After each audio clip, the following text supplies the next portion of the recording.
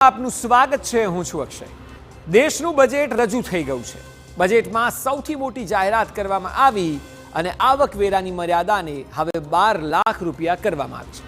એટલે જો આપનો પગાર મહિને 1 લાખ રૂપિયા હોય તો આપને 1 પણ રૂપિયો ટેક્સનો આપવાનો નથી। જો આવક 13 લાખ રૂપિયા હોય તો શું કરવું, કેટલો ટેક્સ લાગશે? આ તમામ મુદ્દાઓને લઈને ખૂબ જ સવાલ થઈ રહ્યા છે। ત્યારે સુપર પ્રાઇમ ટાઈમમાં તમામ સવાલોના જવાબ આપણે આપવાના છીએ। આ બજેટથી એક વાત સ્પષ્ટ થઈ ગઈ છે કે હવે મોદી સરકાર મધ્યમ વર્ગને ખુશ કરવામાં લાગી છે। ગરીબથી લઈને યુવાઓ અને ખેડૂતોથી લઈને મહિલાઓ તમામ માટે અલગ અલગ યોજનાઓ છે। આવકવેરામાં ફેરફાર કરી સરકારે સીધી રીતે 1 કરોડ કરતાં વધુ લોકોને રાહત આપવાનો પ્રયત્ન કર્યો। ખેડૂતોને પણ રાહત આપવામાં આવી છે। એટલે સ્પષ્ટ છે કે લક્ષ્મીની કૃપા હવે મધ્યમ વર્ગ પર વરસશે તેવું સરકાર માની રહી છે।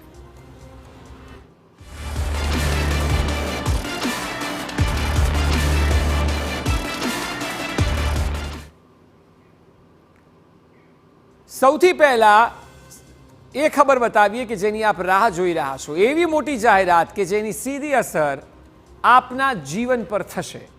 આપ જુઓ, મધ્યમ વર્ગને 12,75,000ની જે આવક છે ત્યાં 0 ટેક્સ છે, કારણ કે સરકારે નવી પોલિસી મુજબની જે જાહેરાત કરી છે તે મુજબ આ રાહત જે છે તે સેલેરાઇડ લોકોને, મધ્યમ વર્ગના લોકો કે જેઓ હંમેશા ટેક્સેશન સિસ્ટમમાં ક્યાંક ને ક્યાંક નિરાશ જોવા મળતા હતા, તેમની નિરાશાને દૂર કરવાનો પ્રયત્ન સરકારે એ કર્યો છે કે જે લિમિટ 7 હતી તેને 12 કરાઈ છે નવા માળખા મુજબ। એટલે 12,75 સુધી આપે 0 ટેક્સ ભરવાનો છે।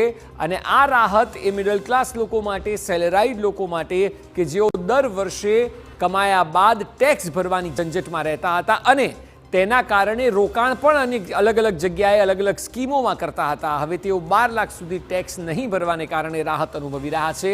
અને આ સૌથી મોટો માસ્ટર સ્ટ્રોક આખા બજેટમાં જો નોંધનીય રહ્યો હોય, અને એટલે સવારથી તમામ જગ્યાએ સમાચારોમાં આપ આ જ મુદ્દે હાઇલાઇટેડ જોતા હશો, કારણ કે આ 1 કરોડથી વધારે લોકોને સીધો સ્પર્શતો મુદ્દો છે। જે પ્રકારે સરકાર કહી રહી છે કે 1 કરોડ સેલેરાઇડ લોકોને રાહત થશે કે જે લોકોની સેલેરી મહિને 1 લાખ સુધીની હશે ત્યાં સુધી આપે ટેક્સ નહીં ભરવો પડે। ત્યારબાદ અલગ વાત છે કે 12 થી 16 લાખમાં 15%, ને ત્યારબાદ જે પ્રકારે સેલેરી વધશે તે જ મુજબના ટકાવારીના સ્લેબ ગોઠવવામાં આવ્યા છે। પરંતુ જે 7 લાખનું માળખું હતું તેને બદલીને 12 લાખ કરવામાં આવ્યું છે।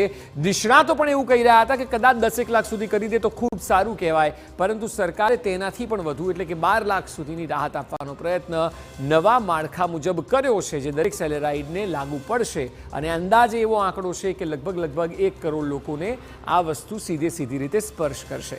હવે આમાં સરકાર એ જોઈ રહી છે કે ઇકોનોમી બૂસ્ટઅપ એટલા માટે થાય કારણ કે નાની જે ઇન્વેસ્ટમેન્ટની સ્કીમ હતી, જેમ કે પોસ્ટ ગણો, પીપીએફ ગણો, ત્યાં લોકો માત્ર ટેક્સ બચાવવા માટે કરતા હતા રોકાણ। હવે સ્પેન્ડિંગ કેપેસિટી વધશે, કારણ કે નવા માળખા મુજબ જ્યારે 12 લાખ સુધીનો ટેક્સ આપે નહીં ભરવો પડે તો સ્વાભાવિક છે કે સ્પેન્ડિંગ કેપેસિટી અધર કોમોડિટીઝમાં આપ સ્પેન્ડ કરશો અને ત્યારે ભારતના ઓવરઓલ માર્કેટને તેનો સીધો ફાયદો થશે। આપ જુઓ, નવું ટેક્સનું જે માળખું છે તે આપણે બતાવી રહ્યા છીએ કે કયા પ્રકારે ટેક્સેશન સિસ્ટમ હશે, કે જ્યાં ટકાવારી પણ આપણે બતાવીએ છીએ। 12 થી 16 લાખની વચ્ચે જુઓ 15%, 16 થી 20ની વચ્ચે 20%, 20 થી 24ની વચ્ચે 25% છે, અને અબોવ 24 લાખ એટલે કે જો આપની મહિને આવક 2 લાખ રૂપિયા કરતાં વધારે છે તો પછી 30% ટેક્સ આપે ભરવાનો છે। એટલે માળખું કંઈક આ પ્રકારનું જાહેર કરવામાં આવ્યું છે નિર્મલા સીતારામન દ્વારા।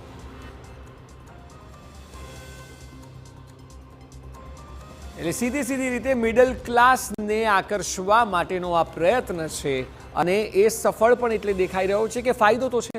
12 લાખ રૂપિયા સુધીની જે રાહત આપવામાં આવી છે તેમાં અમે આપને સ્ક્રીન પર સીધો ફાયદો પણ બતાવી રહ્યા છે કે પહેલાં કેટલા હતા અને અત્યારે કેટલા। પહેલાં જે 71,500 ભરવાના હતા હવે ટેક્સ 0 થઈ ગયો છે।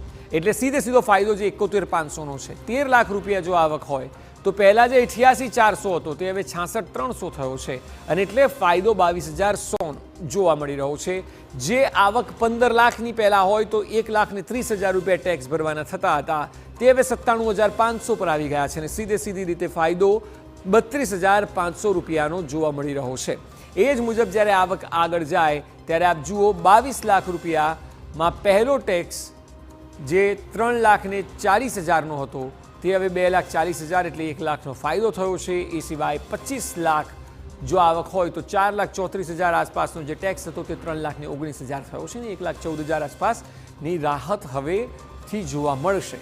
એટલે નોકરિયાત વર્ગને સીધો ફાયદો કરાવતો હશે અને માત્ર નોકરિયાત વર્ગ નહીં, ખેડૂતો, મહિલાઓ, અલગ અલગ જે યોજનાઓ જાહેર કરાઈ છે તેની જો કે આગળ વાત કરીશું, પરંતુ હાઇલાઇટ જે છે તે ઇન્કમ ટેક્સ, કારણ કે દર વખતે મિડલ ક્લાસને સેલેરાઇડ લોકોને અપેક્ષા હોય કે ઇન્કમ ટેક્સના માળખામાં ફેરફાર કરવામાં આવે.